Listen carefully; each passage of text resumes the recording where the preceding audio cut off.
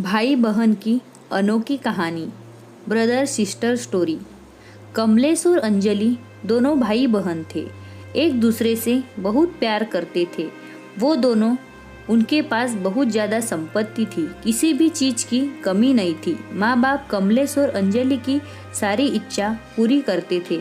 कमलेश घोड़े पर बैठना सीख रहा था। उसके पास एक शानदार घोड़ा था। थोड़े दिन बाद अंजलि की शादी हो गई। जहांगीरदार के घर से उसकी शादी की। मायके वालों से भी ज़्यादा अंजलि के ससुराल वाले अमीर थे। कमलेश भी अब बड़ा हो गया था। उसकी शादी बाकी थी, परंतु अचानक उनके पिता की मौत हो गई और कुछ दिनों बाद माँ की भी मृत्यु हो गई। कमलेश अब अकेला रह गया था। अंजलि भी 4 दिनों के लिए मायके आई थी, पर वापस भी चली गई अपने ससुराल। अब सारा कारोबार कमलेश के कंधों पर आया था, पर उसे अनेक लोगों ने फंसाया।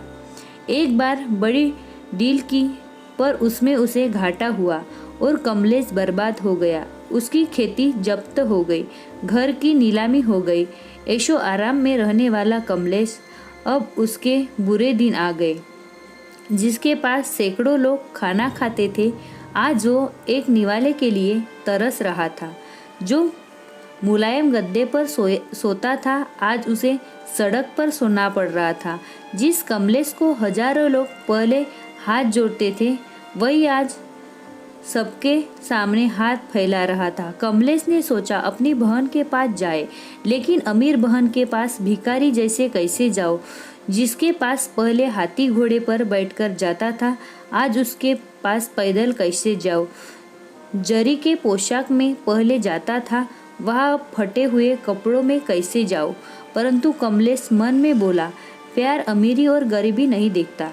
मेरी बहन मुझे अपने पास क्यों नहीं आने देगी भला। छे, मुमकिन नहीं है ये कि वो मेरी हालत की वजह से मुझे धिक्कारे। वह बहन के पास गया, दरवाजे में खड़ा हुआ। ऊपर छत से बहन देख रही थी। कमलेश ने ऊपर देखा, पर बहन अंदर चली गई। कमलेश को लगा बहन नीचे मिलने के लिए आ रही होगी, पर कोई आया नहीं। दरवाजे पर खड़े नौकर ने पूछा, कौन हो तुम? यहाँ क्यों खड़े हो चोरों के जैसे? निकलो यहाँ से। कमलेश बोला, मेरी बहन का घर है ये, उसे अंदर जाकर बताओ जाओ। नौकर हंसकर घर के में जाकर वापस आया। वह कमलेश को बोला, चलो वहाँ तबेले में, आपको खाना लाकर देता हूँ, वह खा लो और जाओ यहाँ से।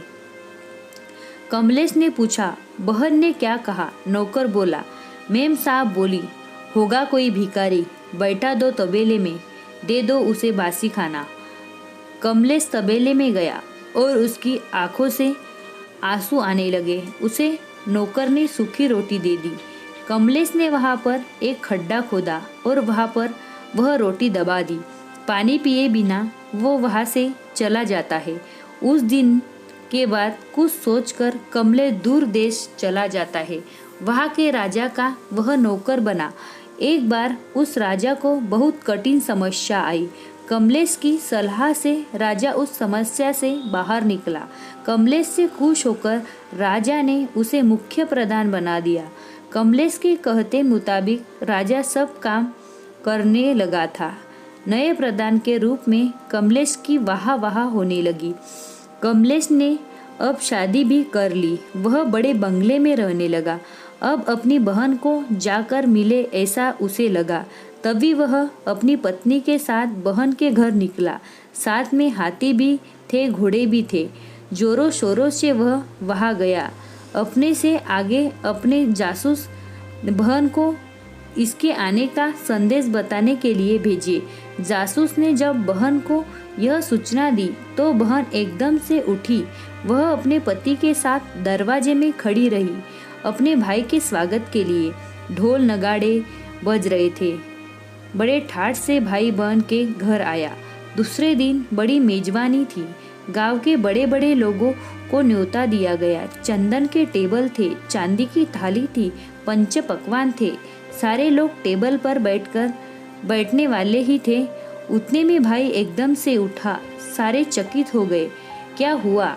सब पूछने लगे और कमलेश एकदम से तबेले में गया। वहाँ पर उसने खड्डा खोद कर जो रोटी उसमें डाली थी उसके वो रोटी निकाली। अंजलि कमलेश को बोली, भैया यह क्या पागल जैसी हरकतें कर रहे हो? वह बोला, दीदी तुम्हारे भाई को बैठने के लिए तबेला और खाने के लिए बासी रोटी योग्य है। यह सब भाई के लिए नहीं है, यह मेजबानी भाई के लिए नहीं है, यह सारा मान सम्मान भाई के लिए नहीं है। यह सब तुम मेरे पैसों की वजह से कर रही हो। यह सब सुनकर अंजलि को अपने उस बुरे बर्ताव की याद आई जो कभी उसने अपने गरीब भाई के साथ किया था। उसे अपने किए का पछतावा होने लगा। उसने कमलेश के पैर पकड़े और बोली, भैया भूल हो गई मुझसे। आप अपनी इन नादान बहन को माफ़ नहीं करोगे क्या? वापस नहीं करूँगी आपके प्यार को, नहीं भूलूंगी भैया, क्षमा करो मुझे और घर में चलो भाई। कमलेश ने अंजलि के आंसू पोंछे। वापस कभी भी अंजलि ने किसी को भी तुच्छ नहीं समझा। बाहर की संपत्ति जो आज है कल नहीं है, सच्ची संपत्ति प्यार है, वह कभी भूलना नहीं चाहिए। ऐसे वह सभी को बोलती रही।